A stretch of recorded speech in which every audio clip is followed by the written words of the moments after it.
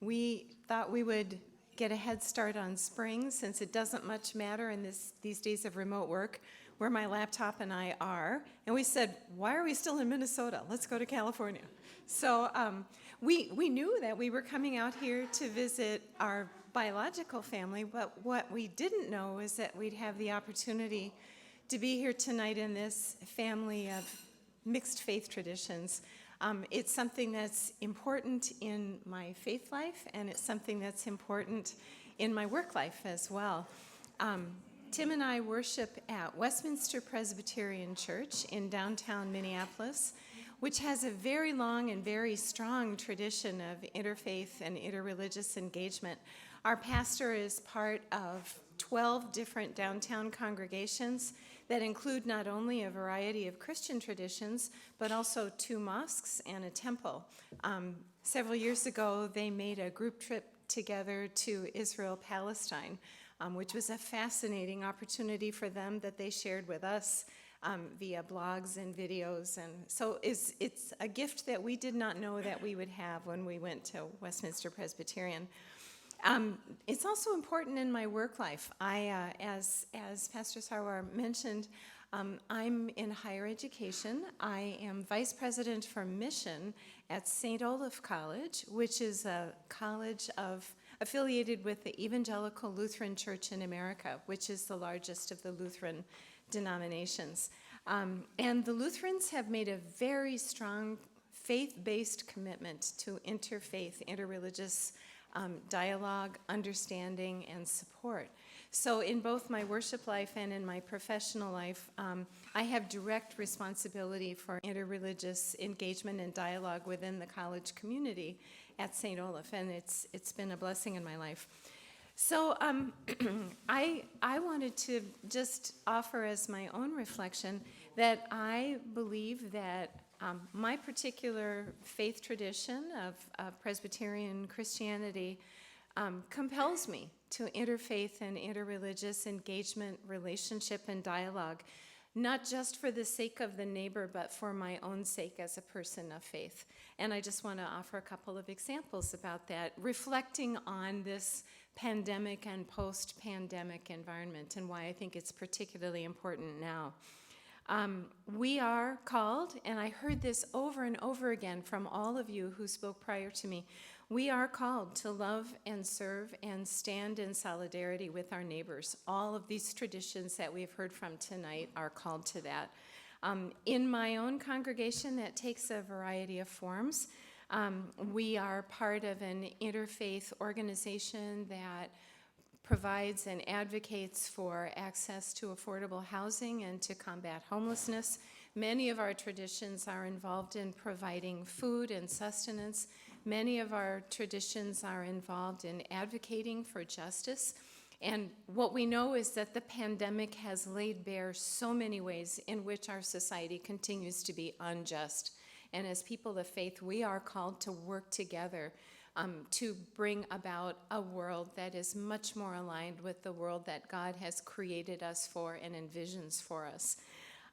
So these opportunities to work together to serve one another and to serve humanity are opportunities that we are called to by our faith. And I'm really delighted that we've had the opportunity to do that. And I heard that over in a number of times from the previous speakers. I also saw it on the wonderful list of reflections that Pastor Sarwar prepared for us, talking about how interfaith relationships in this pandemic time have provided comfort and support, and to that I would add an impetus for change. So that's the first point, is the opportunity to love and serve and stand in solidarity with our neighbors as a principle of faith. The other, though, is that it also offers the opportunity to enrich and deepen our own faith traditions. There's a book that a bunch of Lutheran scholars wrote called Engaging Others and Knowing Ourselves. And the principle of that is that through the opportunity to listen to how other people understand and live out their relationship with God, we have the opportunity to reflect on our own relationships and to gain in wisdom and faith through their experience and through their sharing. And this is something that I didn't anticipate, but which I've benefited from greatly in my own congregation.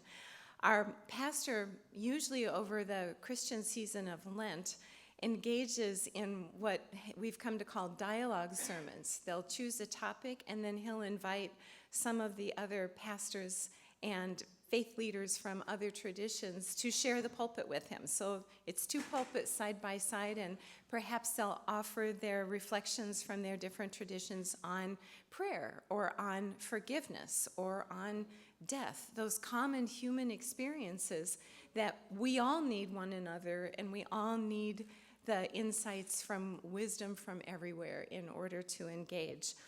I mentioned that at my college, I'm responsible for overseeing interfaith engagement on campus. Over the last couple years, I've had the opportunity to grow our college ministry team by adding to the 2 Lutheran pastors a rabbi and a Muslim chaplain. And so they have also had the opportunity to offer faith reflections during our daily chapel. And just this last week, our Muslim chaplain shared her reflections on the significance of Ramadan for her. And she said some really beautiful things, in particular about the faith practice of fasting. And she said that for her, fasting during Ramadan is an opportunity for her to experience in her body the consciousness of God. I thought that was a wonderful spiritual insight, and one that actually in the Christian tradition we don't have nearly as much of experience of as we did at one time in that tradition. So it was a blessing to me to hear that, and I appreciated the way in which my own faith was enriched through that. So I think I'm thinking about the pandemic and hearing the commonality of experience that we've had in not having the opportunity to experience face-to-face community, and then having our worship experience and our prayer lives being so individualistic and centered. At the same time, I think there have also been opportunities for new forms of engagement and new forms of learning. At our congregation, average Sunday morning attendance, it's a large church, average Sunday morning attendance was about 800, but during the pandemic, Sunday morning worship, including both the television broadcast and virtual worship, has gone up to 2,000. And the other thing is that it isn't just within our own congregation. We've also had the opportunity to have interfaith engagement through technology. So earlier this week, our congregation participated with a number of other congregations and faith traditions to have a community dialogue about how we were responding to the recent verdict related to the murder of George Floyd, which happened just a mile and a half from where Tim and I live. So I sat in a Zoom room with someone from Temple Israel, and someone from the Unitarian Universalist Society, and someone from a Methodist congregation, and someone from a Lutheran congregation. And together we shared what this experience has been like for us as members of a community concerned about our beloved city that has had laid bare the epidemic of racism that continues to plague all of us. That was such a meaningful experience. And I think that as a result of our collective response in an interfaith way to the dramatic economic challenges that the pandemic has posed, but also as we've continued to explore how to worship in our own communities, I think we're going to also have new opportunities to connect together, such as the opportunity that I just described to you. So thankful that I was not the person that stood between you and dinner. I will close by saying what this experience brings to mind for me is a verse from the prophet Isaiah in both the Christian and the Hebrew Bible. See, I am doing a new thing. Can you not perceive it? I think this is an opportunity for us together to do a new thing, and I thank you for the opportunity to share this time with you.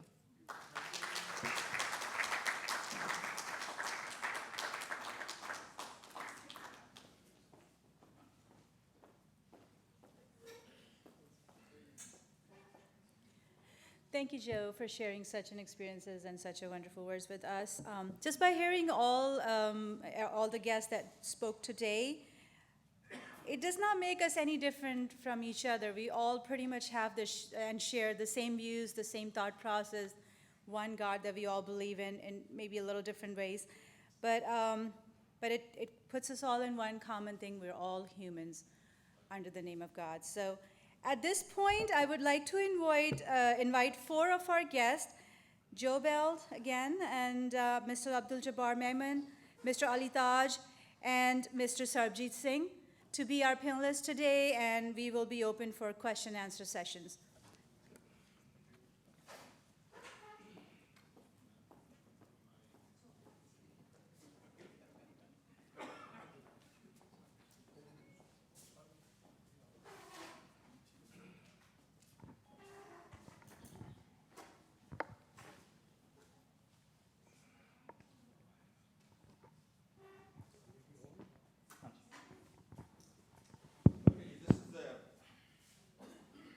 Hello, yeah. Can you hear me? Through this mic? No. Roger? This one? Hello, hello. Okay. So this evening now we are reaching to our panelists for this interesting session where we are learning more from intimate level. And the purpose of, as we have all listened and shared our wisdom, our experiences, is that together again, we are cultivating safe and healthy communities. So that's a major goal which we are all honing toward that. But besides that, there are three purposes of this panel and this evening, which I'm going to reiterate again. That is building wisdom in an ever-changing world. As Joe just shared that, this is the new era, this is the new experiences. And then embracing uncertainty.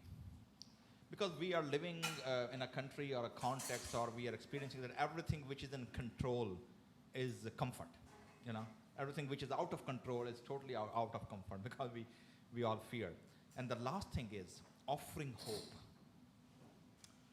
at grace and peace. So these three goals which we are going to achieve that.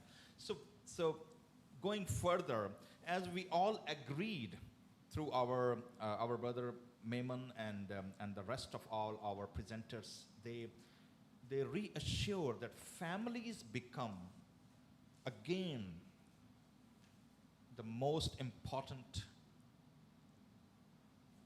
reason for us to live. Essentials and non-essentials. So we realize that families are now the most essential value in our society. So I would like to pose a first question to all of you, and you can respond to the brief. How is COVID-19 affecting your families? So let's start from our brother, Sarbjeet Singh, and then we'll come to CG Saab. Personally, I felt that I was blessed. Children were in college. Whenever you call them, they have something. Either they're in class or library or with their friends. And after 2 weeks or in a month, they will just come once and they're tired, they sleep, they go out with their friends. But now they're home. So we have a dinner together with them. We argue with each other. We watch movies together. We have a Zoom session within our family, ever since the pandemic started, and we couldn't go to the gurdwaras, places of worship anymore, so Zoom came. So I said, this is something that my company has provided me, unlimited time I can use it, free of cost.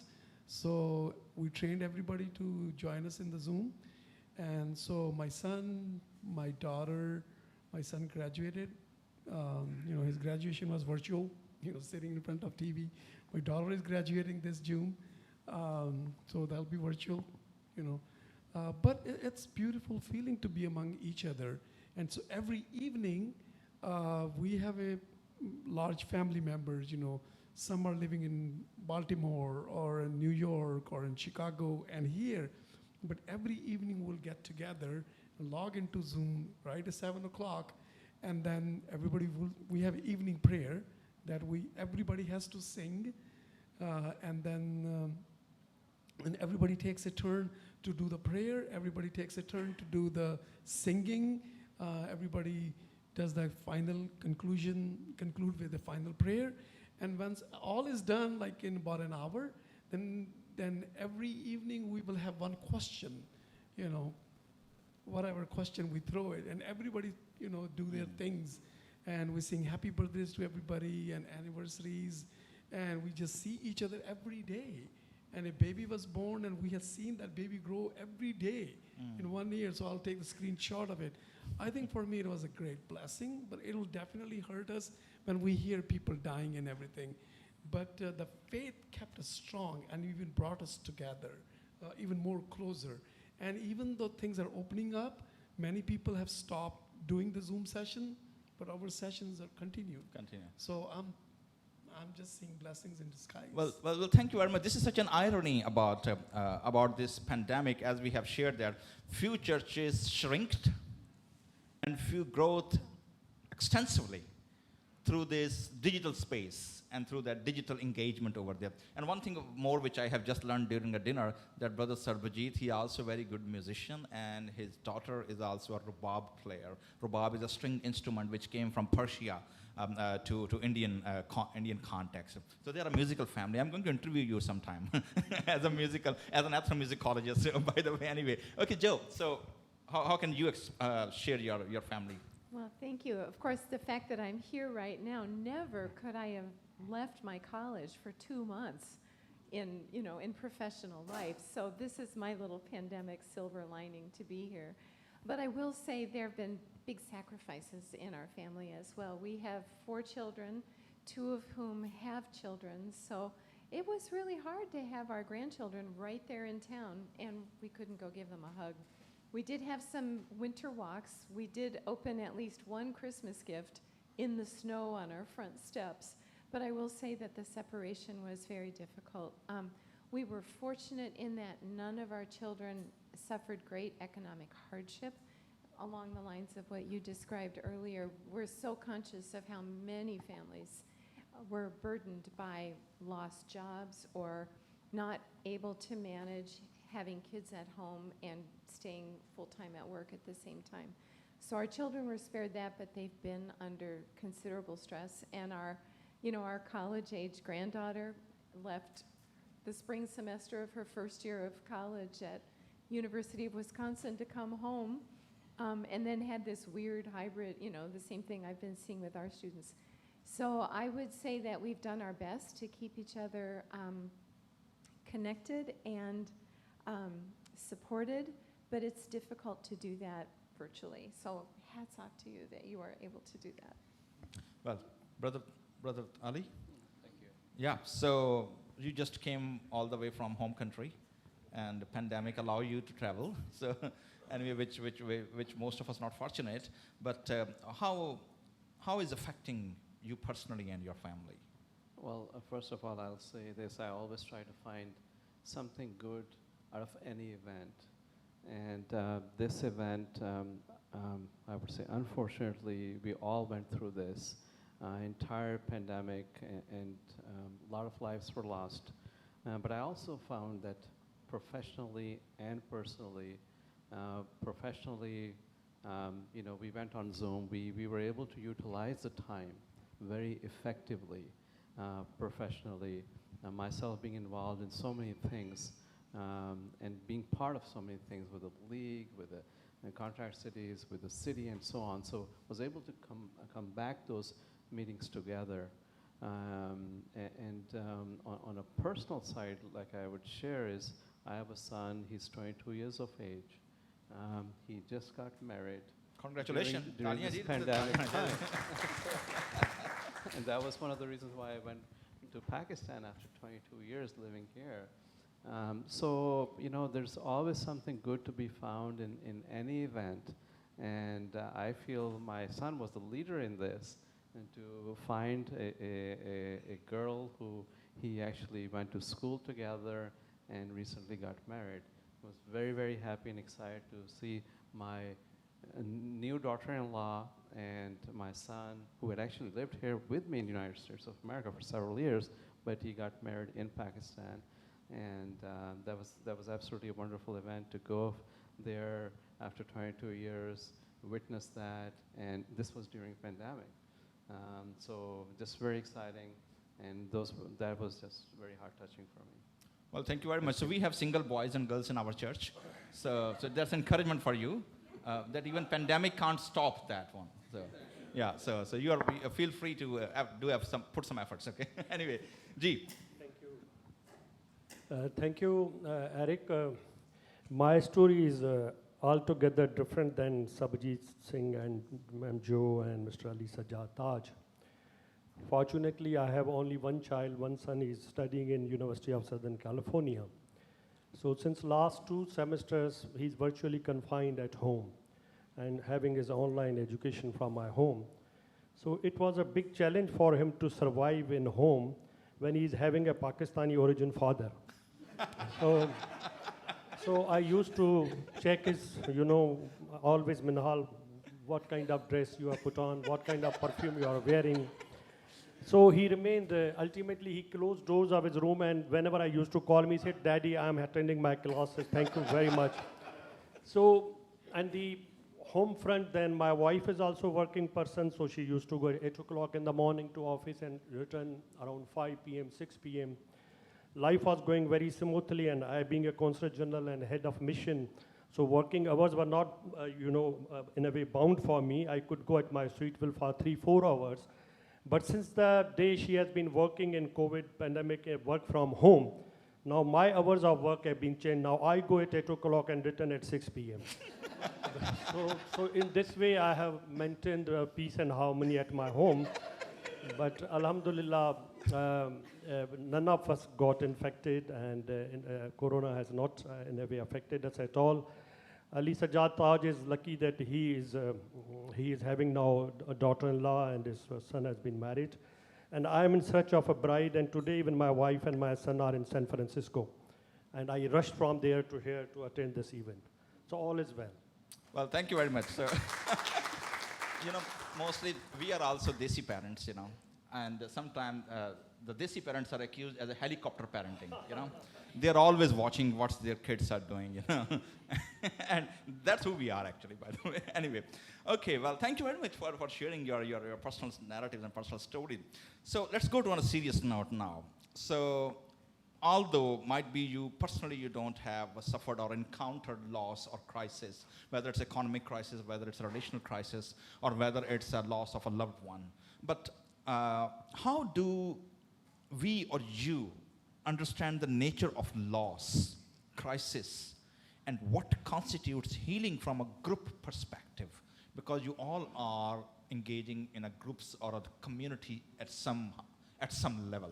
So how, not at a personal level, but as a leader in a community, how you respond to that, and how you engage with those families in the crisis and the loss, and what bring hope and healing to them in your perspective? Thank you, Eric. Basically, as a consul general, I'm looking after around 500,000 Pakistani origin Americans across the West Coast. And you know that this pandemic is a big concern for Pakistani origin Americans and even for their children who were born and raised here. So even some of Pakistanis have lost their family members also, near dears, and this have been seriously affected by this pandemic. So it has been a big challenge to really console them and share their sorrows, and in a way convince them that this is what, as one of our speakers told, is a transitory, it has to pass, and definitely will overcome it. So some kind of raise their morale, and reaching out to them through telephone and through Zoom media calls, and just encouraging them. We should have to show our courage and fight.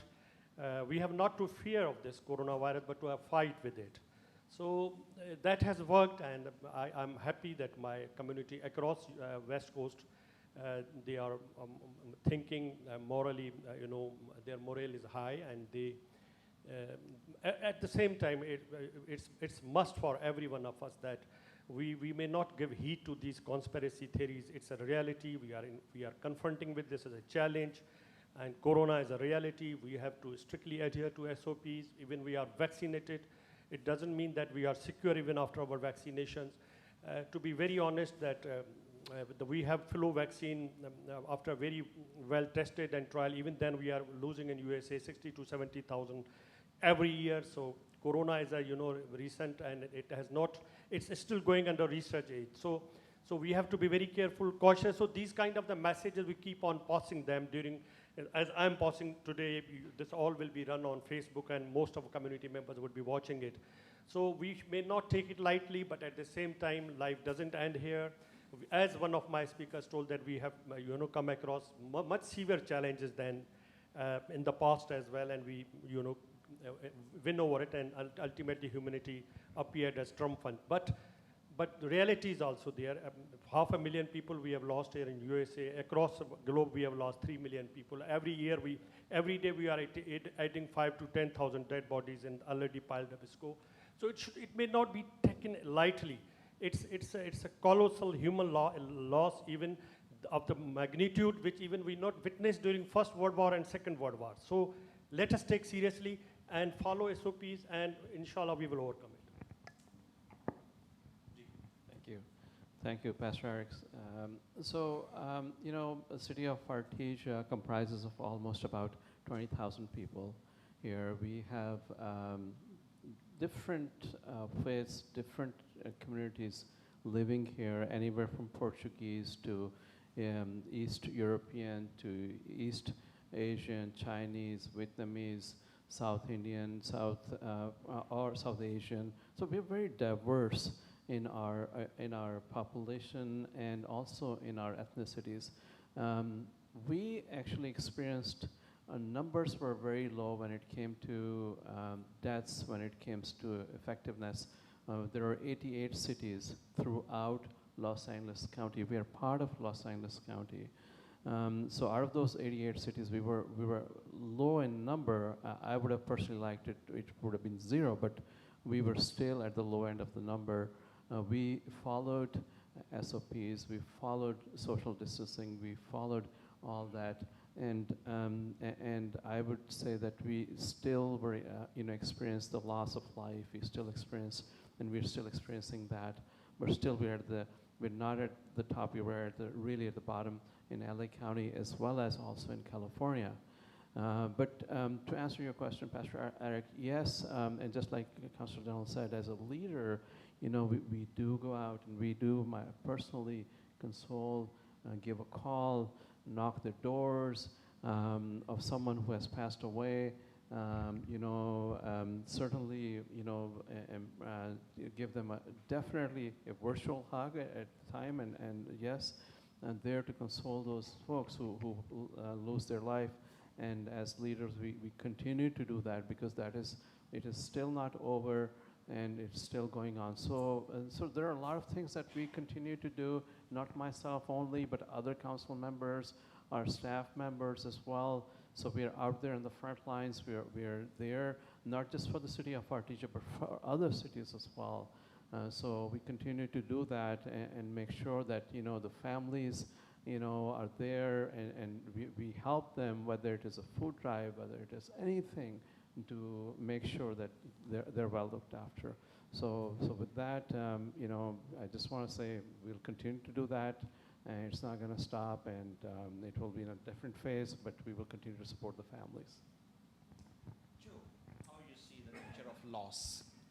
Well, I'll speak here from a professional perspective. I mentioned I work at a college, so have responsibility for 3,000 students, and it was heartbreaking to send them home last March. I stood in the middle of campus and cried as I watched them with their suitcases, knowing the senior recitals that wouldn't happen, the athletic seasons that wouldn't happen, the conference presentations, the research that just had to be abandoned in laboratories. Dave had the same experience. So our young people have been traumatized. And not just our young people, but of course that's what I see firsthand. So one of the things that has been very arresting to me, Lutherans like to talk a lot about the concept of vocation. And a very common way, happy way to talk about vocation is that vocation is the place where your deepest gladness and the world's deepest needs intersect. So vocation as your deep gladness is very common language. One of my colleagues who's a Lutheran theologian has done a lot of work on trauma and has started talking about vocation as the place where your deep sadness may be operating. I think many of us are dealing with deep sadness, and we're ministering to people who are dealing with deep sadness. So I think our task is to find what is God's call in this. And I also think that as part of that, our students have been very attentive to the need for mental health and resilience. And I think that's a critical thing that we have to be able to rise to the challenge to provide. And I think that we have special obligation to do this as we are recovering from this pandemic. Well, thank you very much. So, Sarwar Singh ji, so we have different perspective as a delegate or as a key figure from a mission perspective, Pakistan's Consul General, City of Artesia, an academician from a student's perspective. How you see at a communal level this understanding of a loss and providing comfort and hope? Yes, the journey has been very challenging sometime, as she mentioned about the mental health. Because of this, last year, 2 of our community children committed suicide. One was a doctor, about like 30 years old, 6 foot 4 inches tall, handsome boy. He was about to get married, don't know what happened. Next day, they just found him hanged himself in the bathroom. And 2 months ago, a mother of 4, she did the same thing. And we just wondered that, we hear things happening in other places. We see people on, news, people are dying with COVID or with depression, and then when the things comes into your doorsteps, then you say, oh, what's happening? Definitely it has been challenged. And 4 days ago, one of our priest in one of the North Hollywood temple, his son-in-law, who was the last one to get infected, the priest got infected, his wife and his daughter, their baby daughter, everybody got infected, and he would just come, he said, I'm okay, I'm gonna help everybody else. And he got infected. Everybody was cured, but he got pneumonia. His lungs collapsed, and 4 days ago he died. 31-year-old, kid. So then what do you do then? So then you turn to the faith, Then only, consolement you have is, open your scriptures and see what is the will of God. What does the scripture says about it? Whosoever is born, is going to die. Nothing is permanent here. This is how it is. It's the separation, the pain of separation is there, but when we know that this is how the life works, so then you turn to the faith and then console your community. And that since I've been here for last 40 years in this country, I teach children in the gurdwaras and I perform in gurdwaras, and I've seen several funerals during this time. Natural causes, some deaths because of COVID, and the one that really hurt me was the mental health. Well, thank you. This is just a heart-wrenching stories, especially in this COVID-19, as we are all alive here, but we have heard the stories on a social media, on an interpersonal level also, and also on other media also. But now let's conclude this evening with this final thought about it. So as we have seen that the life after the pandemic, we are imagining communities, those who are practicing lament, that we are crying, we are experiencing loss. Along with that, there are loss of, and then we are facing economic crisis. You just mentioned that how much we have faced there, and then the uncertainty and the period of time when we are all now on a virtual spaces. We are now living in a digital world. So, what are the rhythms of life now which you envision? in the COVID-shaped world around us. So how can we continue the journey from where we are and to where we need to go now? So that would be a takeaway for all of us and those who are watching recording and also those who will see this. So where are we going now, and what do you think in your perspective that how can we continue the journey? Thank you, Eric. I think the major takeaway of today's seminar should be that we may adhere to hope. Hope is the only solution and remedy which can save us from multiple challenges which we may confront with during this journey. I agree with you, those who have lost their near dear ones. It's not the only one member they have lost in most of the families, but it's just loss of a whole family. Because they lose on economic front, they lose on social front, they remain deprived of the love and affection, the one who has departed. So it's emotional loss as well. But I think, I believe that it's a challenge, and a very big challenge, a huge challenge. But I believe that if we may adhere to the hope theory, God willing, very soon we will, and you have seen that the kind of hustle bustle nowadays, at least in the California, I have seen that again the same traffic is going on, offices have started working, manufacturing activity has started. Today we are here all together, sitting here and listening each other. So very soon I think normalcy will be there, but we have to be at the same time cautious and careful. Thank you. Thank you. Thank you, Pastor Eric. I know we're concluding this. I just want to take a minute to thank you for holding this great event, Interfaith, bring everyone together. I just want to ask everyone to give a big round of applause to Pastor Eric and to yourself. So thank you. I'll say this is my first event that I'm attending, which is not a Zoom event for last 1 year. And the reason I say that and emphasize is because, in my prior Zoom events, I would do at least 3-4 events every single, and Council General would do the same thing every single evening on the weekend. So this is the first one. So I want to thank you for bringing everyone together, breaking bread, having this conversation.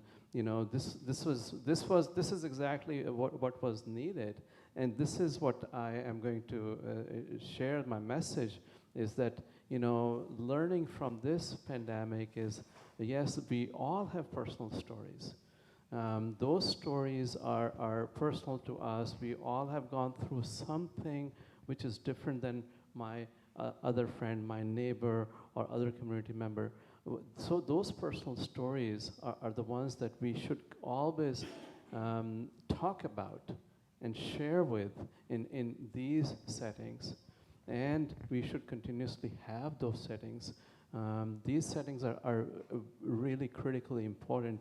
These settings are coming from different faiths, different communities, and bringing together and sharing those stories are critically important. So to answer your question, Pastor, yes, what we have learned, or what I've learned is, yes, from this pandemic is, we've gone through some tough times individually in a community, but at the same time, what we should do is, with that learning, is be together as community, as from different multi-faith, and share stories, break bread together, and continuously do that, not once in maybe a year or a month. We should continuously do that on an ongoing basis and share the stories and learn from, and continuously learn from each other and support each other, because we all come from one big family, one big religion, which is humanity. I truly believe that. With that, thank you once again. Thank you. Joe? Thank you so much. I wanted to just also add, in addition to what you said, thank you so much. It's also really great that this was my first church dinner in the year, and I'm just really thankful it was here. And you experienced Indian food also. Absolutely. I think I'm just going to echo what you said. I know that many organizations are rethinking so much of how they do their work. Schools are rethinking how we teach and learn. Congregations and communities of faith are rethinking how we worship. We've discovered things we didn't know we could do. And so I think that combination of hope and learning and working together is what will drive us into the future. Well, thank you. Ditto, everybody. As I told my wife that I have to go to attend the Interfaith, he said, "Is it virtual?" I said, "No, it's not." It's live. He said, "Well, you have been vaccinated, fully vaccinated. You can go." So on the other hand, I've been taught from the very beginning that barbadiyan vichon hi abadiyan hundiyan hain. From destruction there is a production. So we have to look at the life in a very positive way. Always, challenges comes. Yes, if you have seen somebody born in 1900s, they have seen so much. Pandemic flu and the Great Depression and 2 world wars and AIDS era and so many things. And this is a history being made, and we are the part of the history that we're witnessing the history, and it'll be over. But what we learn from it, how we deal with it and move on. So a lot of new things are coming out of it, though it's very, very painful to see a lot of people in India, within a month, they say about 200,000 people have died in India. 36% of the population, total population of the world who died because of the coronavirus is in India. But that's official number. The other people says, there are so many people in villages and in other cities that are dying. They're not even been counted for. So close to 400,000 people have been dying. So it's painful to see it. It's just we pray together, but there's nothing in our hand. Perhaps this is the lesson that we're learning, that what we have done to our nature, we have polluted our water, we have polluted our air, we have polluted our environment. Now the whole nature is being, renovating, and eventually this is open, and we should learn, and this thing has definitely brought us people together, and more people are praying now. Ego of the people have gone down. Before people used to be afraid of Parmanu, now they're afraid of Kitanu. They were afraid of the nuclear. Now they're afraid of like little Kitanu, the little germ, unseen enemy. So it has really brought us together, and I pray that we're praying for everybody. This is the message that we are here, that, oh God, give me sorrow, give me suffering, or give me happiness. I'm your child. Whatever way that you want to treat me, treat me. Keh kar bir ghulam karka jiaye paame maar. Save me or destroy me. I'm your child. I'm under your mercy. You treat me whatever. So this brings us together. The message of loveness, message of togetherness, message of oneness is more there now, and we should move on with the life, with the blessings of God and with the togetherness of everybody. Well, thank you very much for your thoughts and sharing.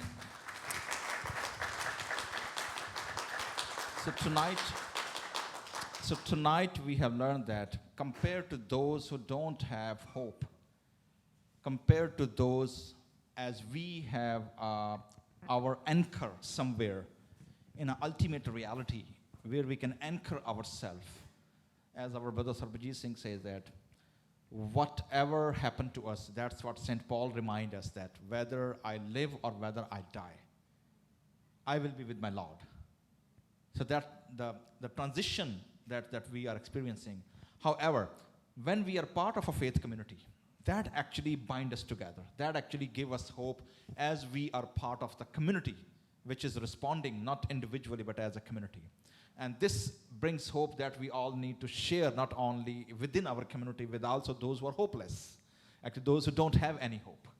So that's what we have learned and experienced. So our church has this after pandemic, and since we are here from past 5 years, this is our first time ever interfaith engagement. So I think more clap to our whole church body here, our the leadership team, and everybody those who are here, our tech team, and everybody those who involved here who made this happen. Individual leader, individual pastor cannot do anything. And first of all, I would like to thank our individuals and our leaders here, those you will become a part of this evening. And we write a history, actually, by the way, that as you said that this is the first time after pandemic in-person gathering.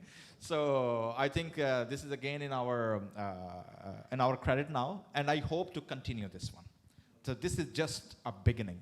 We need to learn more, we need to excel more, and we need to engage more to share what God has given us. Well, thank you very much, all of you. Now the last moment is our brother, as I mentioned earlier, Sarvajit Singh is a very good singer and musician, and there's a one prayer which is going to sing along, and after that, with that prayer, we will have a group photo here, and we will take a one group photo. Please, right after the prayer song, please come over here with the banner of the Interfaith Dialogue, and we will have our group photo here.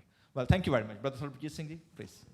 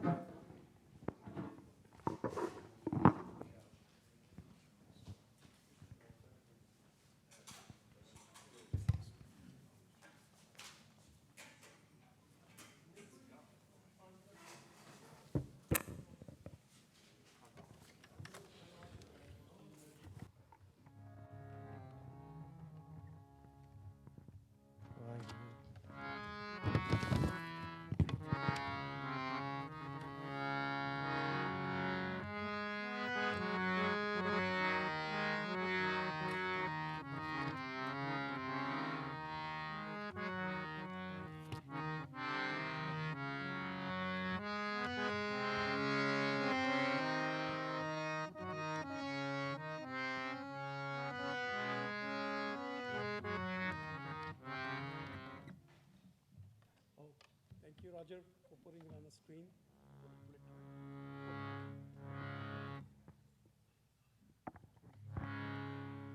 So this is one of the verse. It's written in our scripture. It's Rag Sarang, written by the 5th Guru Arjan Dev Ji. This is a prayer. We're all children of one God. This is, the whole universe is the house of Lord. And the Creator created the creation. And, different atmospheres, different weathers, different color of people, different environment, different languages, different food. So he sent his message to different part of the world according to their needs, but all children of God. So this is like Khuda di Ruh, they sang this beautiful. So it's a universal thing. The message, wherever the prophets were sent, wherever the religion were introduced, but we look at the messages is the same. Truth is never different. It's always the same. So the prayer that we're going to sing is Sabbe Ji Samal Apni Meher Kar. Those who knows Urdu or Punjabi probably will understand. It's not too difficult. That's Sabbe Ji Samal. O Lord, please care for all beings and creatures. Apni Meher Kar. Please have your mercy on everybody. Ann Pani Much Upaye. You produced corn and water in abundance. And we pray to you, Dukh Dalad Pantar. You please eliminate pains and sufferings and poverties of everybody and carry all beings across. Ardas, that means prayer. Suni Datar, the great giver, listens to the prayers of his children. Hoi Sishtatar, the world becomes cooled and comforted. Levoho Kant Lagaye, we're all your children. Please take us into your embrace. Apada Sabhar, and take away all of our pains. Nanak, O Nanak, Naam te aaye. Naam are the virtues. Nanak says, O human, remember the virtues of God. Remember His name. Prabh ka safal kar. This whole universe is the house of Lord. And we are all His children living in this world.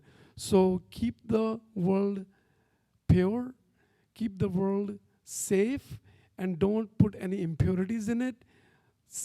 Since He is the creator, we are all His children. Though we may speak different languages, eat different food, looks different, but we're all the same. He is the main. So house of God is fruitful and prosperous, and let us realize that. So I would like to request all these who were singing, please join us for this one.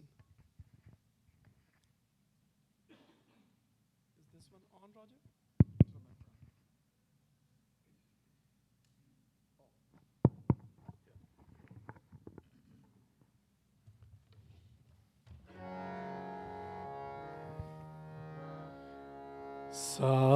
Sarang ਮਹੱਲਾ ਪੰਜਵਾ ਸਭੇ ਜੀ small ਸਭੇ ਜੀ small ਆਪਣੀ ਮੇਹਰ ਕਰ ਆਪਣੀ ਮੇਹਰ ਕਰ ਅੰਨ ਪਾਣੀ ਮੁੱਚ ਉਪਾਏ ਦੁੱਖ ਦਾਲਦ ਪੰਨ ਤਰ ਅੰਨ ਪਾਣੀ ਮੁੱਚ ਉਪਾਏ ਦੁੱਖ ਦਾਲਦ ਪੰਨ ਤਰ ਦੁੱਖ ਦਾਲਦ ਪੰਨ ਤਰ ਆਪਣੀ ਮੇਹਰ ਕਰ ਸਭੇ ਜੀ ਸਮਾਲ ਸਭੇ ਜੀ ਸਮਾਲ ਆਪਣੀ ਮੇਹਰ ਕਰ ਆਪਣੀ ਮੇਹਰ ਕਰ ਅਰਦਾਸ ਸੁਣੀ ਦਾਤਾਰ ਹੋਈ ਸ੍ਰੇਸ਼ਟ ਠਾਰ ਹੋਈ ਸ੍ਰੇਸ਼ਟ ਠਾਰ ਆਪਣੀ ਮੇਹਰ ਕਰ ਲੇਵ ਹੋ ਕੰਠ ਲਗਾਏ ਅਪਦਾ ਸਭ ਹਾਰ ਅਪਦਾ ਸਭ ਹਾਰ ਆਪਣੀ ਮੇਹਰ ਕਰ ਨਾਨਕ ਨਾਮ ਧਿਆਏ ਪ੍ਰਭ ਕਾ ਸਫਲ ਕਰ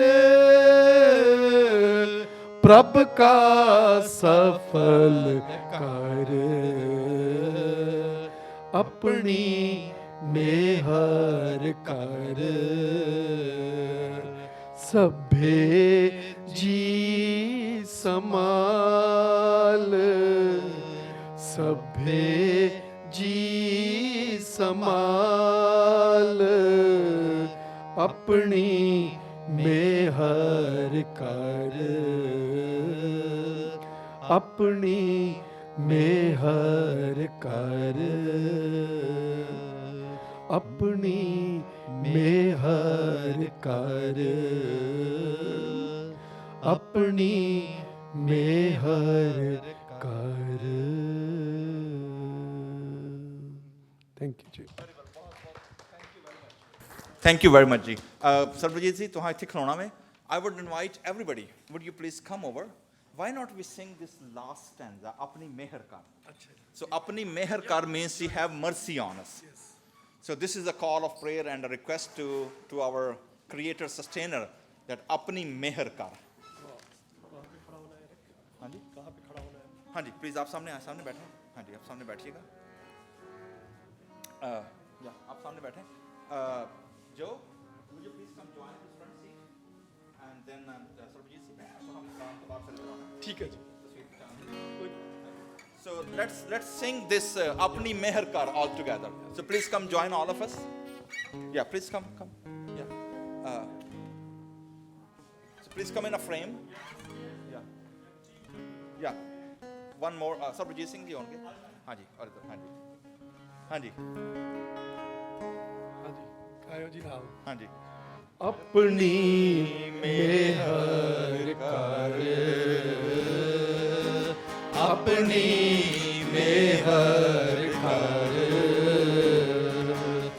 अपनी मेहर कर अपनी मेहर कर सबे जी समाल सबे जी समाल अपनी मेहर कर अपनी मेहर कर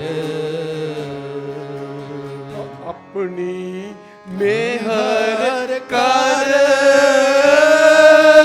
अपनी मेहर कर अपनी मेहर कर अपनी मेहर कर अपनी मेहर कर अपनी मेहर कर सभे जी समान सभे जी समान अपनी मेहर कर अपनी मेहर कर So yeah, on this note and on this prayer, oh Lord, have mercy upon us. Apni Meher Kar. So let's have a group photo and then we will all depart from this evening. Please come and join.